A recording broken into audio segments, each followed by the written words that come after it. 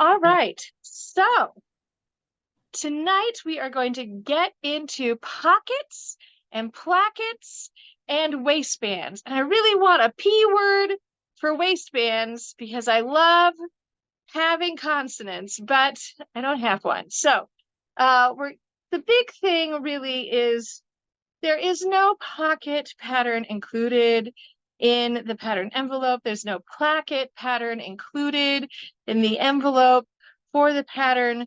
And so these two items really elevate the garment. It is possible to put two pockets or more. Honestly, there are lots of places to hide pockets in a skirt this size.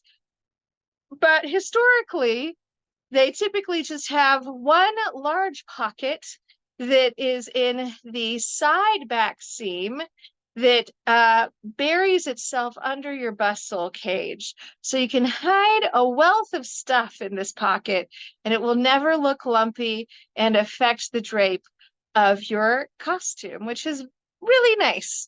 But there are lots of places to hide pockets, and we can talk about some of those as we're going along with the class, but this is kind of the traditional place. When I make my pocket in my skirt, I place it 10 inches below the waist. So it's like sort of actually riding over my hip. And some of that is because of wearing a corset and all of this. The idea is that you can just sort of slide your hand down the side of your body and reach back and casually pull stuff out of your pocket. Um, but you should always consider what is comfortable for you with your pocket placement. Keep in mind that I'm short, I have short arms, so I recommend finding that place on your body that is comfortable to reach with your arm without having to bend over and move around a lot in a corset. So that's going to vary for each person, but normally it's in this sort of window between 8 and 12 inches down from the waistband.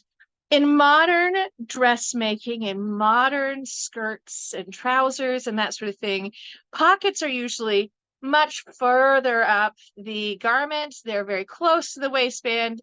In many cases, they start at the waistband so that you can bury the head of the pocket into your waistband when you're finishing the garment. And that way, the waistband takes some of the weight of what's in your pocket and distributes it a little bit better so the whole garment doesn't get pulled down and pulled out of alignment at that pocket bag. But because this pocket is so far down the side seam, you can't really bury the head of the pocket in your waistband. So I quipped last time that I usually make my pocket large enough that I can stick a whole bottle of wine in it.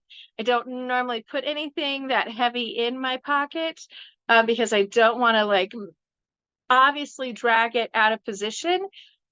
But the skirt is so tailored at the waistband and so reinforced that I can still put like an entire little snack in there with a sandwich and a small bottle of water and an apple and all sorts of things, and you're not going to see the weight getting pulled down on my skirt. So a wine bottle might start to show. So it's a fun conceit, but I probably wouldn't be traveling around with a wine bottle. So we're going to draft a pocket that's very large to go into our garment. And the other thing about this pocket is not only do you want to customize the depth of position on your skirt seam so it's comfortable for you to reach, but you also get to decide, am I going to put it on the left or right side of my body? What's my handedness? I mentioned last time I'm right-handed, so I put my pocket on the right side of my body so that my dominant hand can reach into that pocket. And I put my skirt opening, my placket, on the opposite side of my body, on the left side. Usually I have some assistance getting dressed, but even if I don't, I'm sort of used to that a little bit. But for all of these things, it's convenience and comfort, which side you put it on. Of course, there are traditions. But the tradition police are not going to come to your house and be like, oh no, I hear that you put your skirt opening on the right side of your body. You are a scandal, and we can never have you to tea again. That's not going to happen. So put the opening on the side of your body that's most comfortable for you. And keep in mind that most things are drafted for right-handed people. So if you're a lefty, you should absolutely do the thing that works for you, which may be entirely the opposite direction. All of that said, typically when I am drafting my pocket, I pull out my cell phone or something I carry all the time. In this case, I have my handy dandy water bottle flask that I have begun to carry because it's got such a slim profile and it makes it easy for me to get some water in. So I know I want my pocket to be at least that big. So I encourage you to think of, what thing do I always want to have on my person that I may not want to bury in a bag or a basket or a tote or something? Yes. So I always start with a little item like this. A modern pocket, and we're going to be basically doing a shape that looks like a modern pocket, but is just on a larger scale. So a modern pocket looks kind of like this, where you've got your little tab here that fits into your seam allowance. It's got a nice little round bottom, very fancy, very pretty. You don't have to have a round bottom, but this is the traditional shape. And then a flat top. In a modern garment, this flat top will get buried in your waistband very often. You also want to make sure that this space here is wide enough for your hand to comfortably fit in. This one is like a little bit tight for my hand, but will do.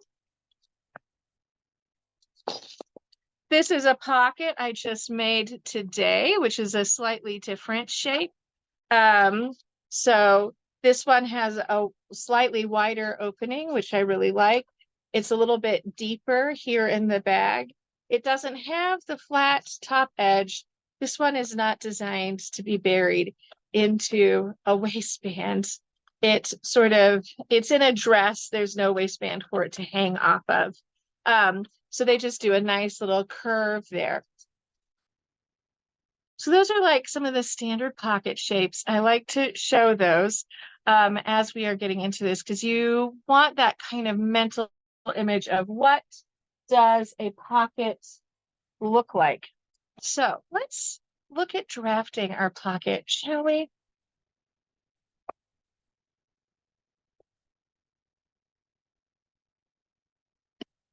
Going to rely on you all to tell me that you can see the workspace okay?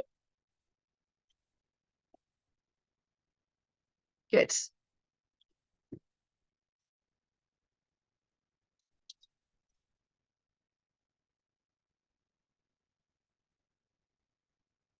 So let's look at this more traditional, more standard modern pocket on our grid that will help us here. So you can see that this pocket is 4.5, almost 5 inches across at the top. And then the opening here is 6 inches wide. And then we've got our little bag here. So that's a sort of nice, petite, standard size, but we want to size up from there. We have plenty of room in our bustle, and we're only giving ourselves one pocket. So we want something a little bigger than this.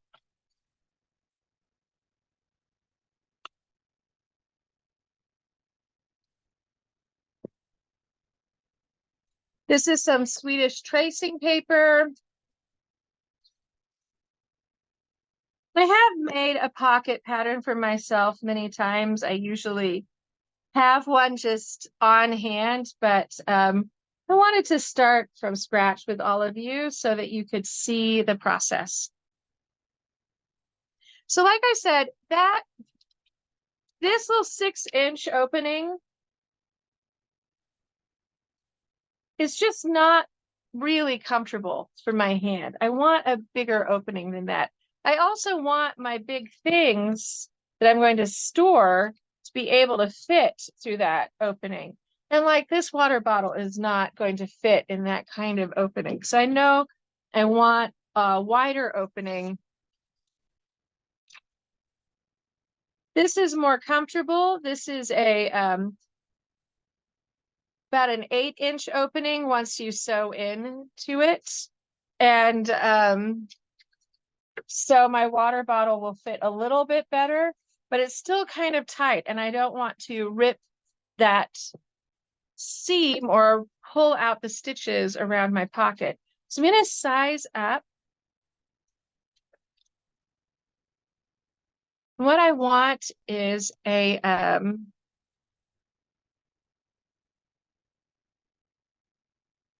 more like, you see that okay? So this bottle is about 5 inches wide. So I want a little bit more room than that. So I'm going to go for an opening of more like 9 to 10 inches. So there's plenty of room to get some nice size things in there. So I'm going to go down, draw a straight line for 11 inches. This is sort of assuming I'm going to do a 10-inch opening on my pocket. I'm going to draw a little hash mark about a 1/2 inch in from either of those, the ends of that line. This is my little mark where I want to stitch to that mark to secure the pocket. Now, up here at the top of my pocket, we already discussed that that 5 inches was simply not enough. So I'm going to go over and do 7-inch wide pocket.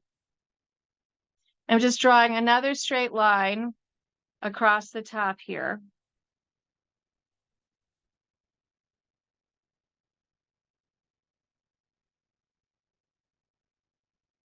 Pockets are originally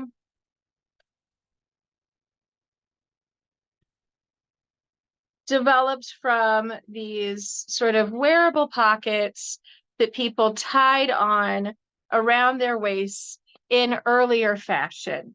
And so they would be a garment that people would put under their skirts and their petticoats in the you know, Georgian period and earlier. And people would use them as a sampler for putting embroidery on them.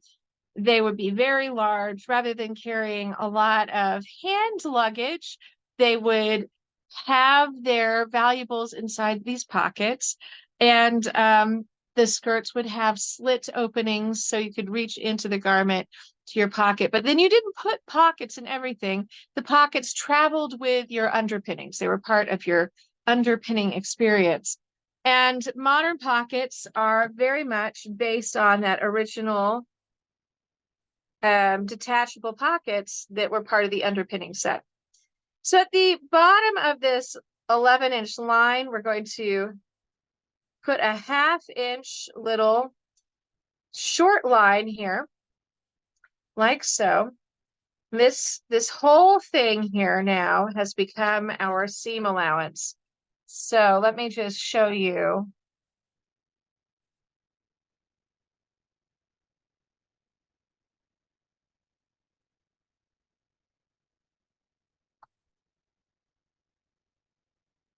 This is purple.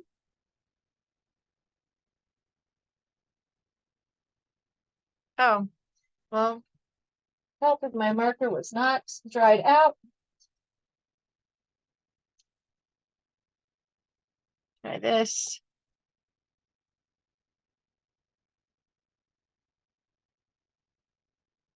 So the blue line is all seam allowance.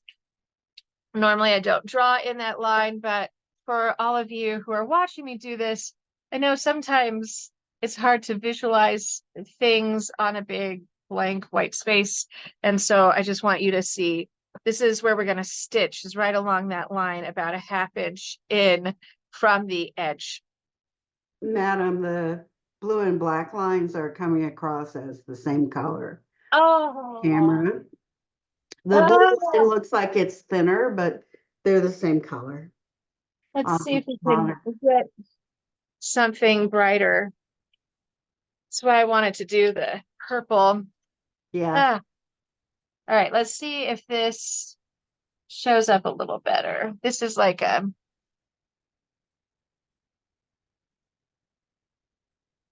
that is so faint.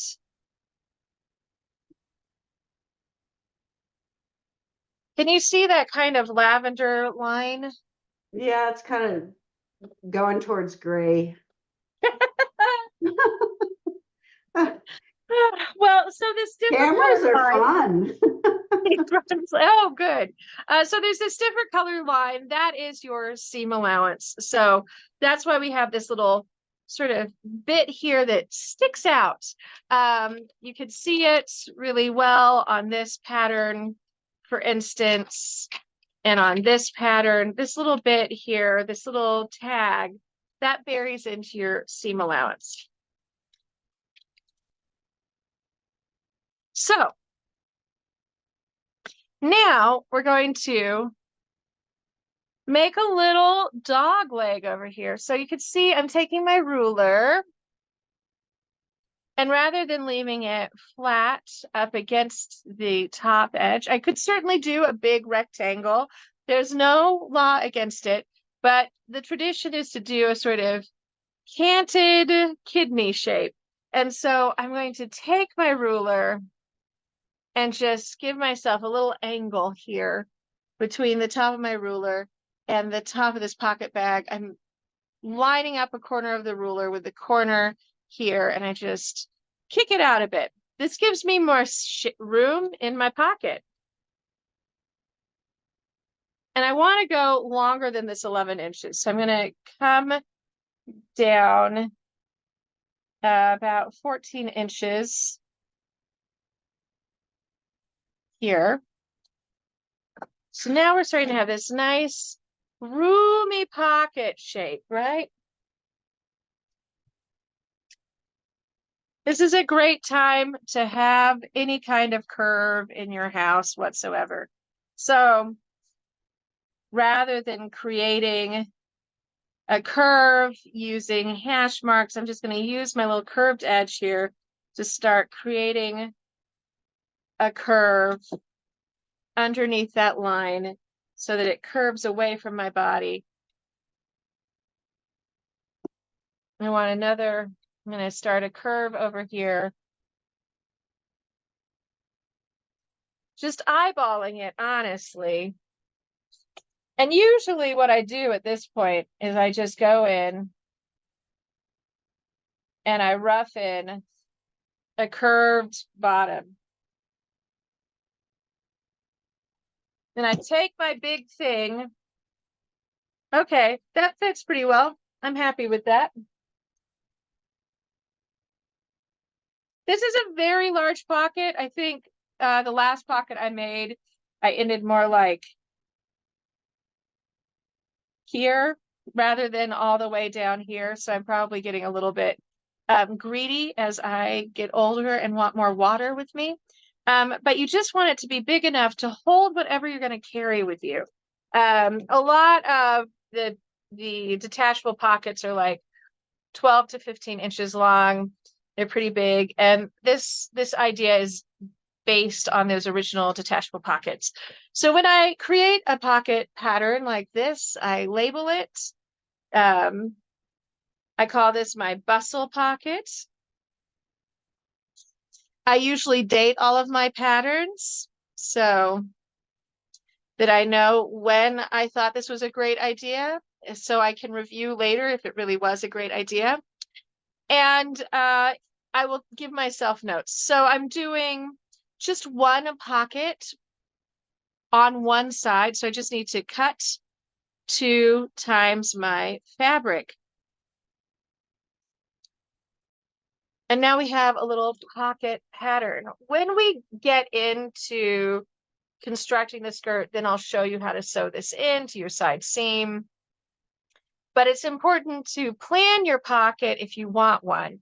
All of that said, you can make any size pocket you want for any garment. If you have a garment that has a side seam, you can always put a pocket in there, even if they do not have a pocket included in the pattern. Even if it's an evening dress, even if it's slinky, you can still have a pocket. If it's slinky, you'll have some visible pocket lines, and anything you put in it will be potentially visible. But if it's a slinky garment and you're just like, I wear this in the evenings to look fabulous at a hotel, I just need room for a key card and a lip balm or whatever, having a little tiny pocket is still feasible. So embrace making your own pocket patterns and look at every side seam as an opportunity in which a pocket can live. So yes, this is my little pocket pattern for me. I'm probably going to do the large size because why not?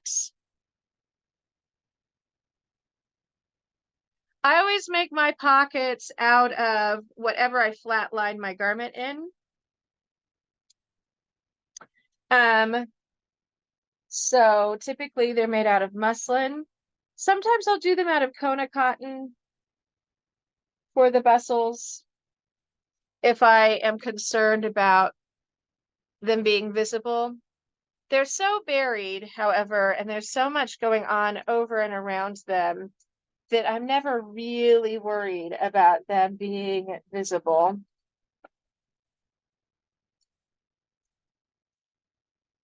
It's not the same with modern garments, where you have to be a little bit more cagey to keep your pocket invisible.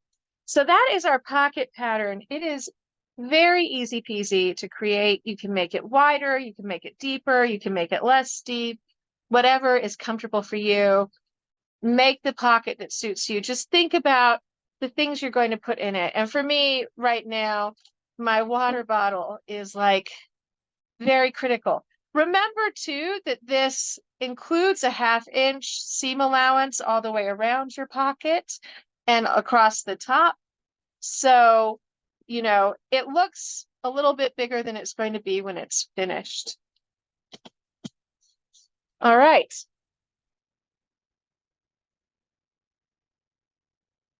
So now that we've created our pocket, it's time to talk about doing our placket. The placket goes in the opposite seam of the pocket. And it's really simple. It's just a couple of rectangles of fabric. Let's talk a little bit about plackets as we are, oops, I'm upside down. That's magical. Here, I'm right side up. I feel like we went on a little Disney cruise. So plackets are simply a bit of fabric that sticks out from the side seam or wherever your opening is. You see them a lot in trousers, like in jeans and stuff.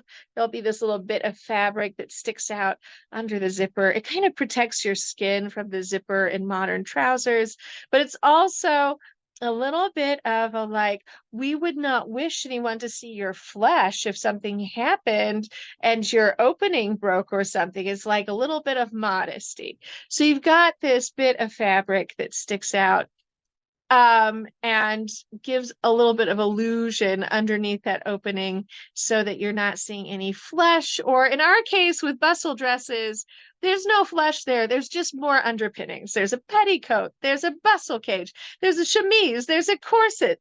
There's split drawers. It takes a long time to get to actual human flesh, but we would hate for someone to see the color of your underpinnings, I guess. So For me, I just think it creates a nice clean finish. It also gives me a really nice solid place to sew my hooks and eyes, which is how I normally close up my bustle skirts. You can also do things like snaps or buttons if you prefer, but hooks and eyes are very clean, invisible finish. So I like those. And snaps take so long to sew on. Ugh, who wants to do snaps? They take twice as long as those hooks and eyes because they have more holes. So anyway, I normally do hooks and eyes, and I do the bars, bar and hooks really. We'll look at that more when we get to the closures portion. But I like a really strong closure because the skirts are very weighty by the time you get there. So the placket is very nice. Now, I like to do a 10-inch finish opening for my skirt, which means I do an 11-inch long rectangle and I make that rectangle 3 inches wide. Typically, I don't pattern that out. I just draw it onto my fabric and because it's like a very easy measurement, but it's not a bad thing to have a pattern piece because then you can just, you don't have to measure every time, right? Like that's the joy. I could measure out a pocket every time I want to make a pocket, but how nice to just have a template that allows me to like churn along and go quickly. So we're going to make our quick placket pattern is going to be a rectangle. The real magic of the placket is when you construct it. And so normally I'm cutting my placket out of my fashion fabric and I'm flatlining it just like my fashion fabric with cotton muslin to give a very strong, crisp finish there. Unless my fashion fabric is thick and kind of hefty and doesn't need to be supported by a flat lining, then I'll just do the fashion fabric on its own. So let's look at making our placket.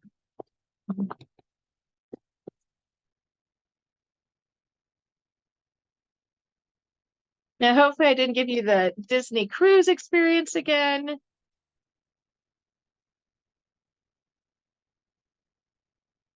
All right.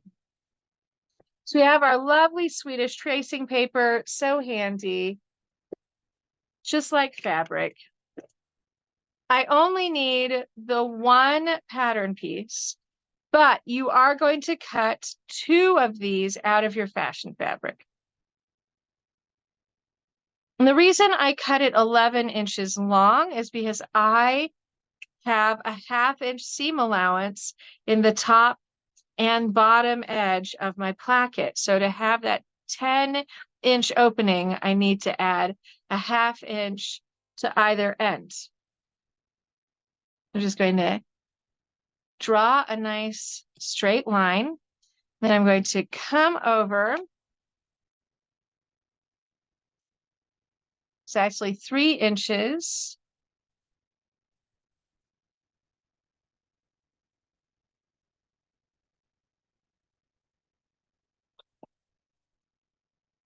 And draw straight across the bottom edge.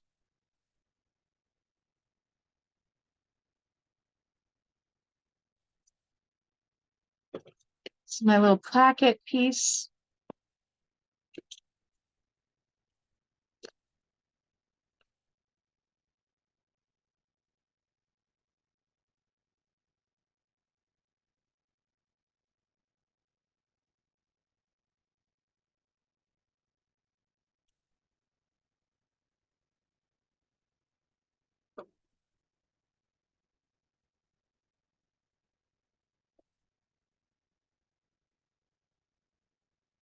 Okay.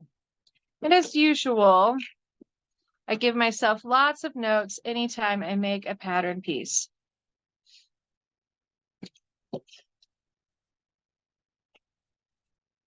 So this is my bustle, skirt,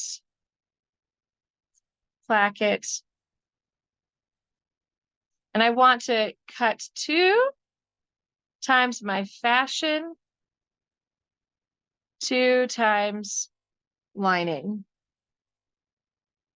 with a depending, because the lining, again, it will matter the weight of the fashion fabric, whether you need to line it.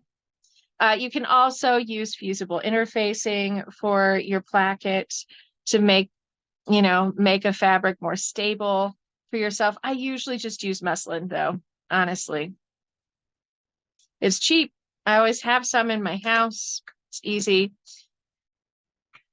Now, again, this has a 1/2 inch seam allowance all the way around. So the finished dimensions will be 10 inches long. And when you fold it in half,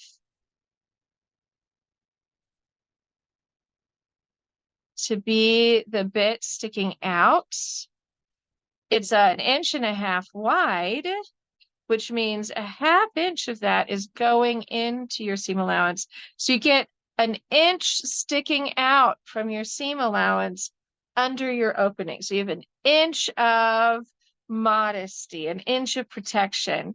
If you're somebody who likes a wider placket, it's very easy to make this rectangle wider to suit yourself. I do think there's a limit to how wide you want your placket to be under your opening. Like don't do a 10-inch placket. That's too much. But if you wanted to do something that stuck out 2 inches, that's totally reasonable. Now, here's a thing to consider. Now we have this 1-inch little bit sticking out from our side seam where our waistband is going to go. So this is going to adjust our waistband dimensions. Let's talk about our waistbands a little bit. Let's see. Oh, I'm not upside down. Very exciting. So the waistband is another rectangle. I like to do a waistband that is no less than 1 inch wide. I really prefer to do something that's more like 1.5 to 2 inches wide.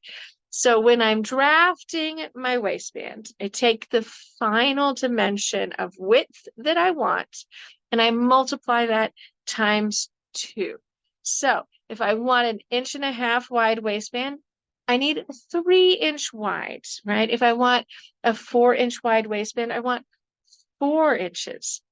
Here's the magic. Once you multiply the finished dimension by 2, you still need to add in your seam allowance. So you want to add in a 1/2 inch seam allowance for either side. So that's a total of 1 whole inch. I feel that this is very easy head math. I know that I'm throwing a lot of numbers at you. So if at any time you need me to write down the math, the arithmetic, so it's easier for you to follow, please let me know. I absolutely will. So if I want to do a 3-inch wide, or if I want to do 1.5 inch wide waistband, that is 3 inches. I add 1 inch to it. It's a 4-inch wide long rectangle that I'm going to do. So I want it to be 4 inches wide, the whole dimension. I always do my corseted waist measurement. And then I want to add another amount for my seam allowance. So I'm always adding 1 inch to things for seam allowance because I do a 1/2 inch seam allowance to everything. It makes the math really easy. So I want to do my corseted waist measurement at a corseted waist measurement that's comfortable. Try not to make the mistakes I have and tight lace every time you do a fitting, or someone gets really excited and they tight lace you when you're fitting. I try and do comfortable lacing, snug but not tight. I don't feel as vain as I did 5 years ago, in other words. I have a lot more hot flashes. So I want to take my corseted waist measurement. I'm going to add 1 inch for seam allowance, and then we have to add some more things. We need to add 1 inch for our that sticks out.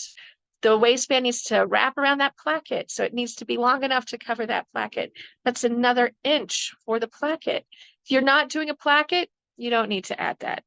But I also like to have a little tag, a little bit of the end that sticks out from my waistband and that is going to create a nice little flap. So I add another inch. So that's 2 more inches that I'm adding to the length of my corseted waist measure. So I add an inch for the seam allowance, an inch for the placket, and an inch for the overhang. So I take my corseted waist and I add 3 inches to it. And that is the length that I want for my waistband. Does that make sense in terms of mathematics for figuring out your dimensions for your waistband? I like to use muslin again to flatline my waistband and reinforce it, but this is a place where you can absolutely use fusible or sew-in interfacing as you prefer to support your waistbands. But I am going to encourage you to just plan on lining your waistband with something because it's taking the full weight of everything we are trimming this skirt with, all of the fabric. We do not want a flimsy waistband. We want a strong, firm, solid waistband that is not going to sag on us as we are wearing our clothes. So I never put in an unlined waistband on my bustle skirts. I will put unlined waistbands on lightweight things like petticoats, but not on bustle skirts. They're too hefty. They need that additional support. So those are our little tips and tricks to elevate our pattern to make this a little bit nicer to wear. And check and see if I did that right. yeah, so let me look at the chat. Okay.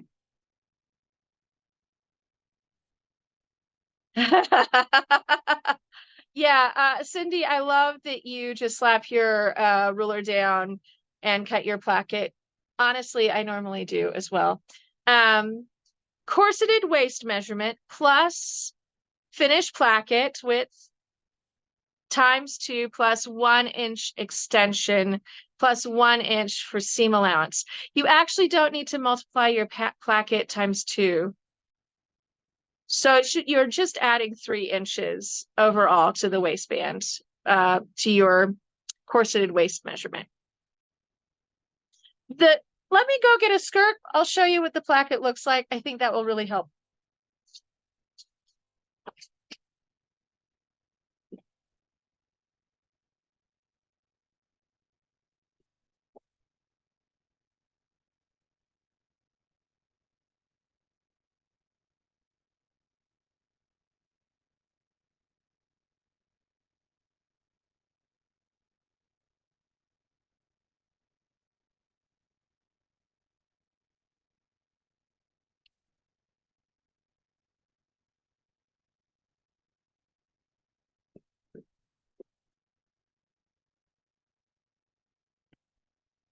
All right.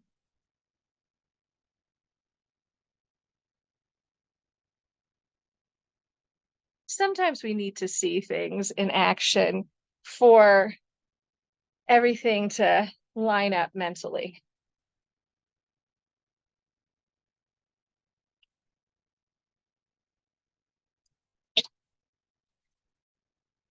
So this is probably the heaviest skirt in my collection right now.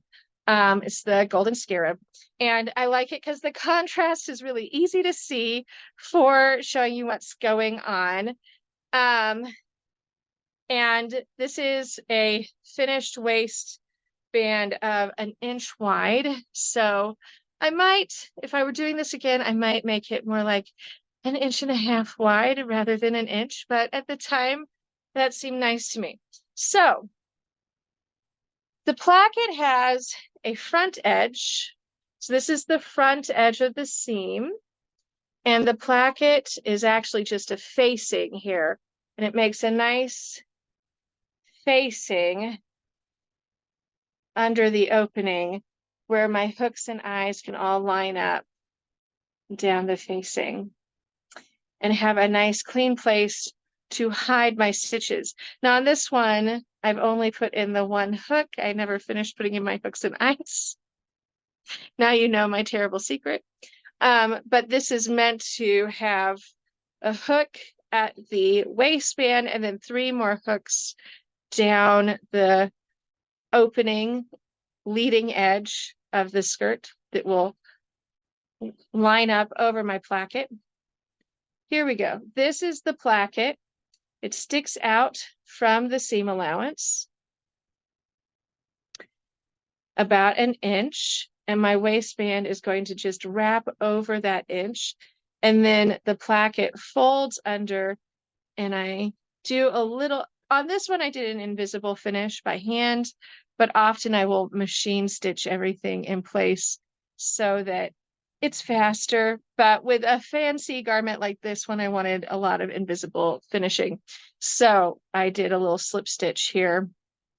And just cut, a few threads. It's very nice. So this is why we only need our waistband to extend an extra inch for the placket. And then on this one, I didn't do my little tab. It just has, it lines up perfectly with that opening. So the whole opening is lost in the side seam. You can't really tell where it is. Normally, I like that little overhang. I find it gives me a little bit extra security and also a little bit of flexibility on my skirt, which I like. So typically I put that overhang in, which is the extra inch. So does that make more sense?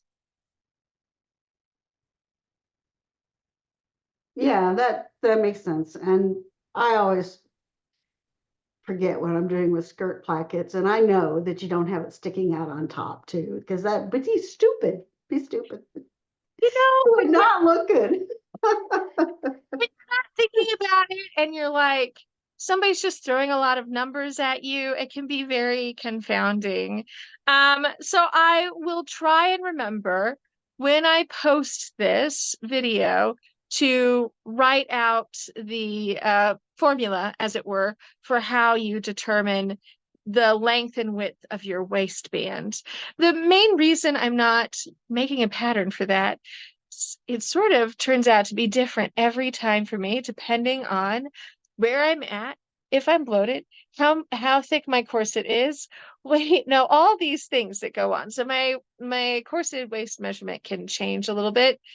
So I will measure myself once I put my corset on before I finish the top edge of the skirt and make a determination on like what I want my waist to be. And if I'm happy with how tight or loose I'm waist, and if I want to live that life. So, and I've been in a state of fluctuation with my body shape. So I'm still sort of like, let's see where my waist ends up before I put the waistband into this, which is not everybody's problem, but it's kind of a singular problem I'm having right now. So Nah, that is, my waist, I have not been in a steady state since the first time I got pregnant. It's oh, just, I just no, it just always changes, which I think is why I've never gotten around to doing the bustle skirts. And I'm like, okay, I'm gonna get to where I'm at a stable point, and then I'm gonna make it. And now I'm just like, look, girl, you just gotta make it. just make it. Well, Gotta and make it. so what I do for, and I should have grabbed the Star Trek one, but in a lot of my more current skirts, I actually add a couple of hooks and eyes on the waistband so that I can adjust it smaller and larger because I do fluctuate more right now. For me, some of it is the hernia sometimes, and then there's the combination with the hernia of like menopause and bloating. And so I'm like, boy, there's a lot more fluctuation than I used to have. And can still lace pretty tight, but I don't want to for the most part, to be honest. I love wearing a corset. I love how I look in a corset. I love the way it supports my fashions. The hot flashes make me a lot less tolerant of tight lacing, or lacing tightly, I think is more accurate. I wasn't really ever tight lacing. I wasn't getting that kind of reduction. I think the most reduction I ever did was like 6 inches to my waist. And I think you really need to be going up into like the 8, 10, 12, and more reduction in your waist to be really tight lacing. But I was often snug lacing. And I just want to be a little bit more relaxed these days. So I do not go as tight. But also menopause. It means the body's always changing. I can't predict where I'm going to be. So, I do have some podcasts for you on that subject. oh, please I send will them my send you way. the links. Yes. Thank you. I'm going to buy a Um, book but anyway, yeah, yeah, yeah. yeah. Podcasts are It's a great because whole, I can listen while I sew. it's a good intro to the. Yeah, Yeah, absolutely. yeah. So I know I bring it up a fair amount in class. It is on my mind a lot, but It's something I all women go through. And once you've gone through perimenopause and into menopause, it's still not, you're still not in a constant state. It's still, right, yeah. yeah, Yeah. yeah. So when I put a course, I have hypermobility. It's Oh, a, okay. and it's one of the reasons that I get injured easily is Mm, because it's really easy to push my joints out of whack. But yeah, yeah, so um, when I slapped the corset on to just, figure out how big I wanted to make the bustle, it just, how you initially lace and then yeah, like 10 minutes later, you're like, oh, it's not tight enough now. So yeah. the initial lace was 6 inches down. Oh, Yeah. So, and that like really threw the darts off. And I was like, oh, fuck me. yes, I feel that very much, honestly, because well, I don't think I've written about it yet, but so I'm not, let me complete a sentence. I don't talk a lot about weight loss and things. I don't want to be on that train, or offer advice on that front because body stuff is very personal. But part of getting sick meant I had to make some particular changes to my diet. And to be honest, the changes were you have to eat regularly.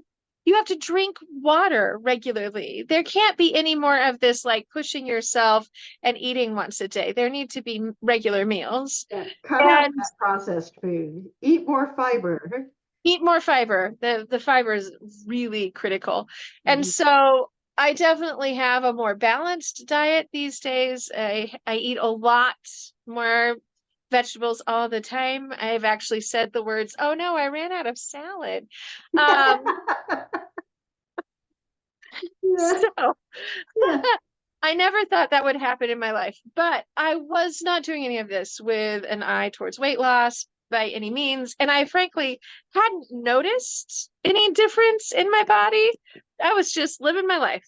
Um, so I made my Star Trek uniform using my most recent measurements. I didn't take new measurements. I was just like, oh yeah, I've been wearing, these costumes I made and they're fine. So I'm just going to use those measurements, y'all.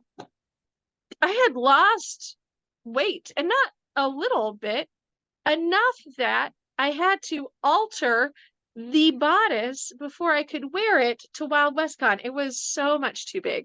So like And 4 inches, 8 inches, or 4 inches, 4 inches. Yeah. 4 inches. So it was doable. It was a manageable alteration. If it had been 8 inches, I think I might have had to recut and start over, and that would have been very distressing. Yes. Um, because I didn't find out it was too large until we were doing the final dart adjustments. And I was like, what is going on? This is really like swimming around. Why is it too big over my bust? I had to pad the bust to try and make that work. I've never had to pad my bust in my life. I have, but we're slightly different proportion there. Yeah, so I really like I lost weight everywhere. Yeah.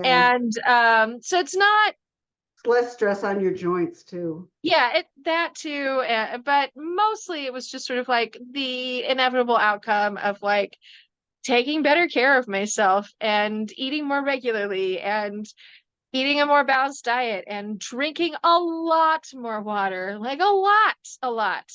I had no idea how dehydrated I was all the time before I got sick. So, all of this has just led to a sort of like my body's working a little better. I'm moving a little more.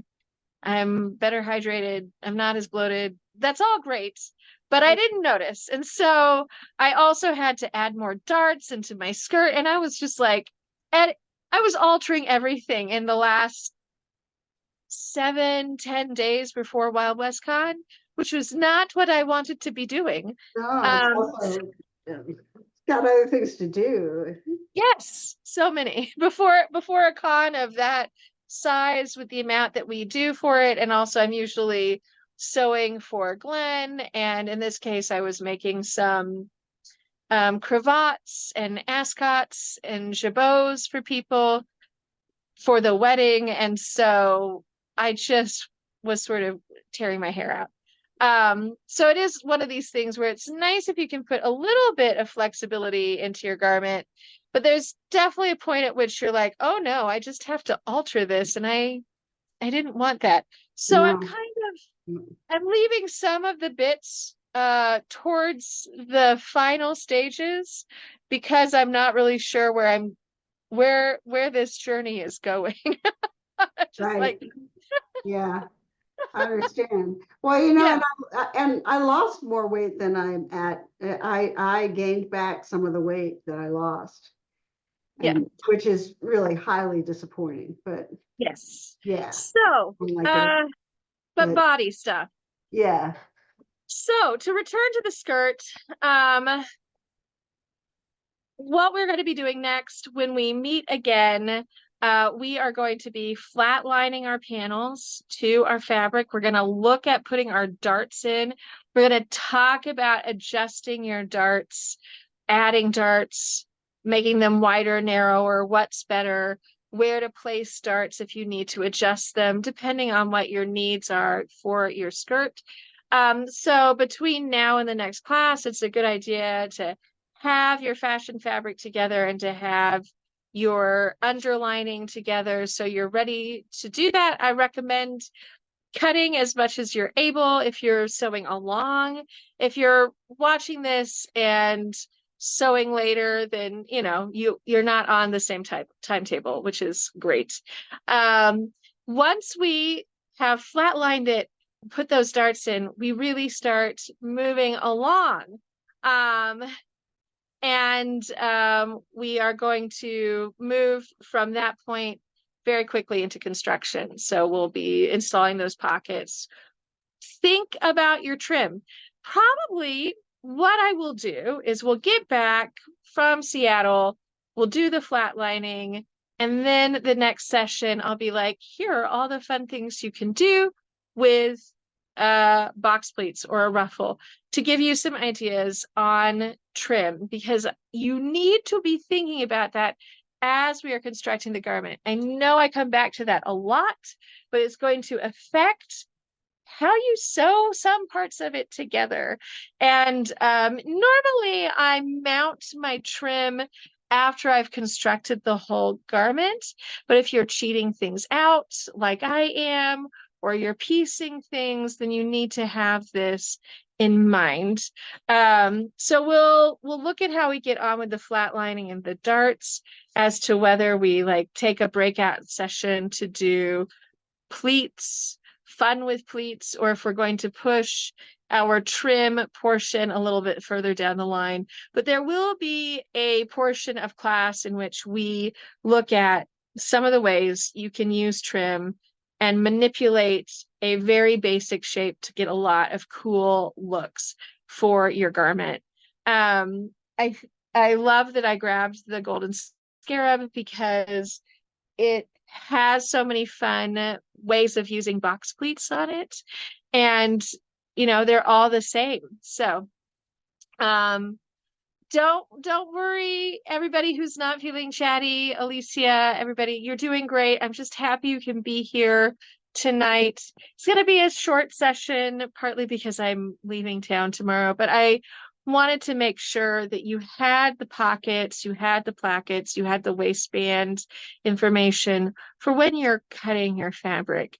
As an aside, you may find that your fabric is not wide enough or that you're, using remnants for things like your pockets, your placket, your waistbands. I really like to use remnants for the pockets and the plackets because they're such small pieces.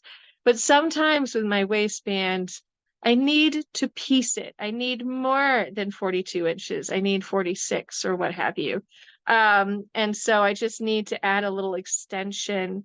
I usually try and bury the seam of my piecing, either do a middle seam so it lines up with a side seam and it looks very natural, or to put that seam towards the back. I don't necessarily want it to be visible in center front. So I think a little bit again about where I can hide my piecing seams. And I have absolutely needed to piece a waistband because that 42-inch wide fabric is just not quite long enough for my waist, especially once I have the corset on and everything, and I want a placket and I want an extension, like, you know. So again, this is why it's really good to measure your waist over your corset because the corset snatches you in a little bit, but it also adds a bit of bulk. Like not a lot, it's not super thick, but enough that you may need a little bit extra room in your waistband. So that is our details. Captain Azar, thank you for bringing us back onto topic. And thank you everybody for coming out tonight. We will be back on July 7th with our class to continue. If you have any questions before we wrap up tonight, please ask them. We have time. In the meantime, please have a good holiday. I know the holiday is coming up next week, and we will not see each other until after the holiday. So I will see you after that. I do have a special guest joining me for Friday tea on the 5th of July. So that's fun. We'll have a good time. So if you like to come to Friday tea, please join us. And that's it. That's all the stuff. So thank you all very much. Okay, so a summary of where we should be before the next class. Yes, I recommend having your fashion fabric and your flatlining fabric cut out so that we can look at how to flatline and how to prep the skirt panels to sew them together. We'll also be looking at our darts at that point. So, yeah. And the darts, we just don't even worry about it. Just cut it out for the hip size and Yes. worry about the darts. Yes. Yeah. Yes, exactly so. If your hip size and your waist measurement line up with the pattern as drafted, you can use the darts as drafted, but almost no one has that experience. Most of us need to adjust our darts, and darts are a wonderful tool for adjusting fit on a pattern. So, yeah. Yeah. Waist hip measurement out of proportion with standard was one of the main drivers for me starting to make clothes for myself. Yeah, no, I'm short but long-waisted. I have a narrow back but a lot of bust. I have narrow shoulders. I'm just like, I have a host of things where I cannot buy stuff that fits very well off the rack. And that really drove me into sewing. Although the main thing was that I couldn't buy costumes that fit me. I really wanted to wear costumes because I can always wear a t-shirt and a skirt if I need to, but that won't work for going to the Ren Fair, and I wanted to go to the Ren Fair. So I learned to sew. Anyway, yeah, Yeah. I love a dart though. I love darts. They're very empowering. So yeah, that's it, my darlings. So I will see you on the 7th. Please remember to take very good care of yourselves. Stay hydrated. We talked about the importance of hydration and self-care. Stay hydrated. And good luck with all of your sewing, everybody. We're going to have a great time. So I'm going to return to my travel preparations, and I still have to pack. So I will see you all when I get home.